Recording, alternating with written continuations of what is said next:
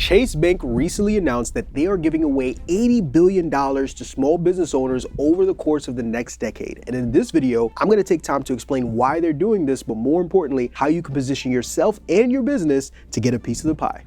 Let's begin. All right, family. This is big news. Now, this video is probably going to upload sometime in May or potentially even June, but this news actually came out late March, early April, and I'm very excited to be able to talk about this because obviously on this channel we talk all things business financing, investing, but more specifically getting access to business funding. This is a very big deal. So, JP Morgan Chase launches what is called the American Dream Initiative to help expand small business support across the US. So this is actually an article that was reported by Fox News. So, in late March, JP Morgan and Chase announced the launch of the American Dream Initiative, or ADI for short, which will invest in communities around the US through several focus areas, including one focus on driving the growth of small business and entrepreneurship. So I want to make sure we're taking note of this as we're going through this. So the American Dream Initiative. I put like 80 different initiatives. There's no way I spelled it. Okay, I did. I didn't think I spelled it right. All right, let's break this down a little bit more. So the American Dream Initiative to support small businesses by expanding their access to capital, providing advice and training, additional financial services, community investment,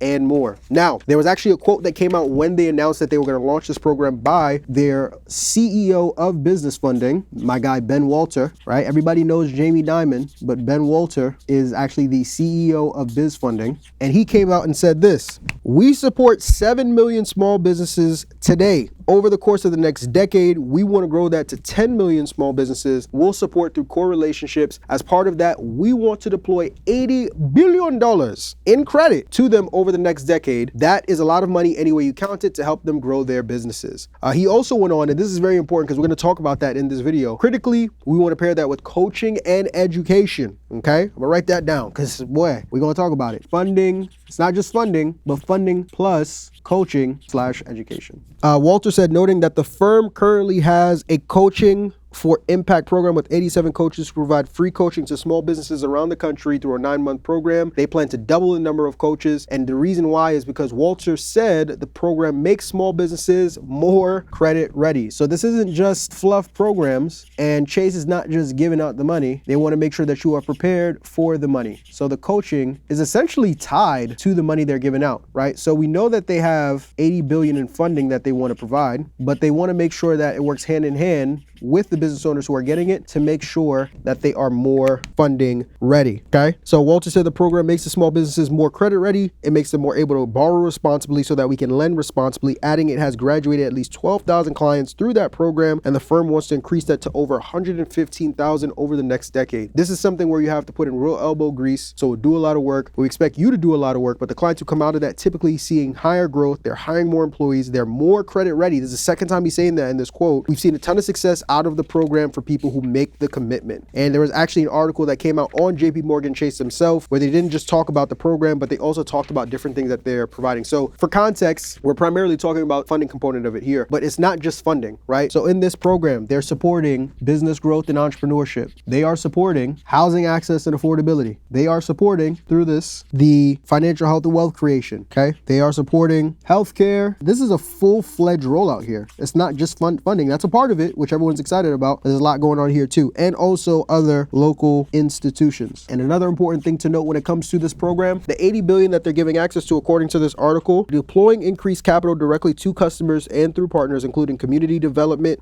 financial institutions. So this $80 billion will be rolled out through what are called CDFIs, which I don't talk about much on this channel, but definitely will change in the foreseeable future. Also fueling programs such as the SBA, and I'm sure they'll also be doing it through some of their traditional business credit cards and business lines of credit as well. I'm trying to see if there's anything else I'm missing here. Fantastic. So between business growth and entrepreneurship, it's increasing access to capital, advice, and training for over 10 million small businesses, improving affordability for hundreds and thousands of renters and buyers through increasing housing supply and home ownership opportunities. It's expanding financial education and banking product services, broadening access to skill-based training through hiring opportunities. This program is the real deal. It's legit, and it's coming, and it's essentially here to stay. But I wanted to not only just talk about the funding side of things and kind of explaining what it is, but just explaining everything that comes with this program through and through. However, in this video, as we continue on, we're going to focus primarily around everything they have to say about the financing itself. One of the things you'll notice that the CEO of business funding for Chase mentioned heavily is that they are rolling out education programs with this financing that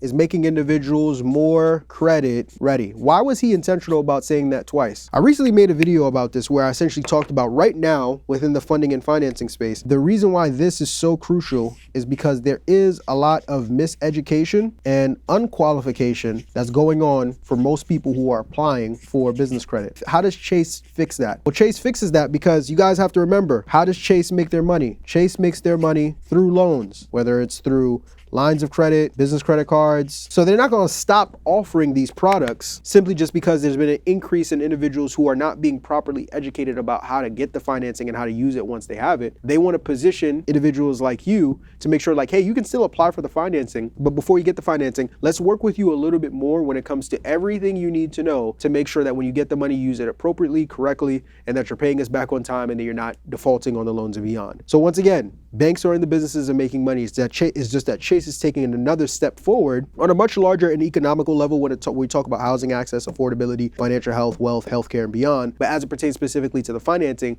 to making sure that business owners aren't just getting money, but that they're educated with the money that they're getting to make sure they're using it properly. So how does that now affect us? How do we position ourselves properly to make sure that as Chase is rolling out this money, we're able to get a significant piece of the pie? We understand what the American Dream Initiative is. We understand what Chase is prioritizing with the money. We understand everything they're doing around the financing that they're providing. The next question that most of you guys are having is, okay, well, Marvin, is there anything else that I should, would, and could be doing to make sure that I'm in the best position possible, whether it's with Chase or with any lender? Well, let's focus specifically with Chase. Putting myself in the best position with Chase to get a piece of this pie. And it primarily comes down to three things. It comes down to personal credit, it comes down to your business, and it comes down to your relationship.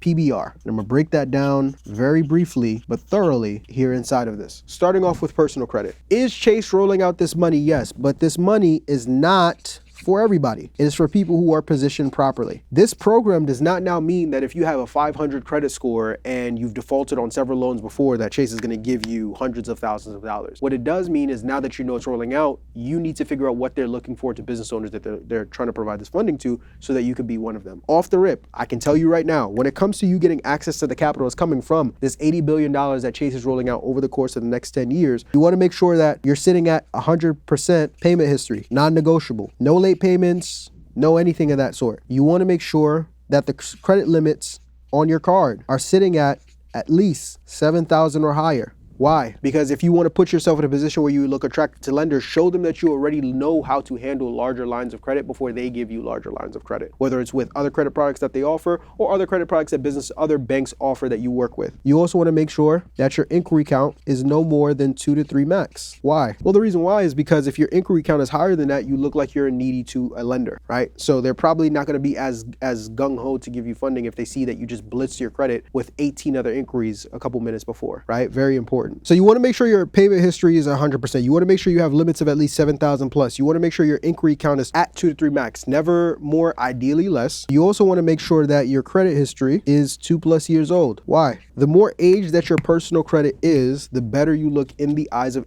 lenders that you are looking to work with. If two people come to Chase while they're in the process of rolling out this initiative, one person has a credit report that's 1 year old, another person has a credit report that's 3 years old, that person has more leverage than the 1 year person because they've shown that they've maintained their credit over a longer period of time. The sweet spot is 2+ years. Anything less than that, if you do get approved for funding, it's not going to be a lot. And if you don't get approved for funding, now you know why, right? So this is essentially the golden formula: 100% payment history, 7,000 plus limits, 2 to 3 credit. And I would say that you also want to have a good credit mix as well. What does that mean? Making sure you don't just have credit cards, but you also have installment lines of credit. So for anyone who's watching this, if you have things like student loans, if you have things like a car note, if you have things like a mortgage, obviously, depending on the situation, of course you want to account for DTI, but for the most part, these can actually help you more than they hurt you, because now you're showing that, hey, I don't just only know how to manage credit card accounts, but I can also manage installment lines of credit as well to make yourself, once again, you and your business look more attractive to lenders. So this is what you need to make sure your position on the personal credit side. On the business side, very important. Now, the big three that everyone knows about: LLC plus EIN plus operating agreement. You cannot sneeze, breathe, or believe anything that has to deal with business funding if you ain't got these three. You don't even have a business if you don't have these three.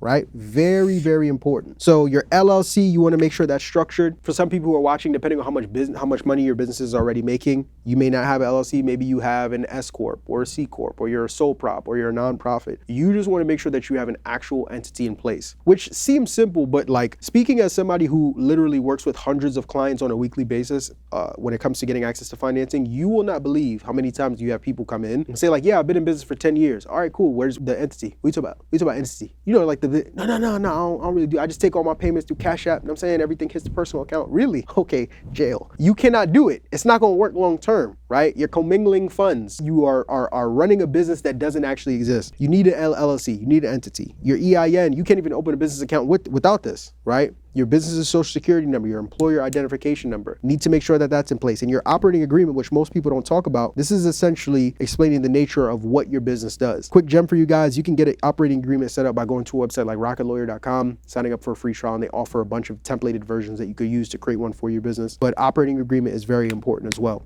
Now, a couple other things that you want to make sure you have in place. You want to make sure that your business has its own address. Now, I recently made a video where I talked about, you know, the home versus virtual debate that everybody talks about. Can you get away with both? Yes, but if you don't have a brick and mortar, please try and get a virtual office set up. Not with iPostal, so stay away from iPostal. Literally anything but iPostal. Just make sure that there's no P.O. box situation that's going on for your business. But you want to make sure your business has an address. You also want to make sure that your business has its own phone number plus email. All of these things that, once again, as Chase is rolling out this money, you're making yourself look a lot more attractive to these lenders. So your business address is in place, your business phone number and email is in place. Also, another bonus too is your business website. I give you guys another gem here in this video. You can go to a website called Lovable.ai if you haven't already. And before, you would have to pay a contractor on Fiverr like $300 to $500 to set up a business website. Now with Lovable AI, you could do that for free. I recently made a website for my personal name, and like I am not a developer, I'm not a coder, I don't know anything about that realm of things.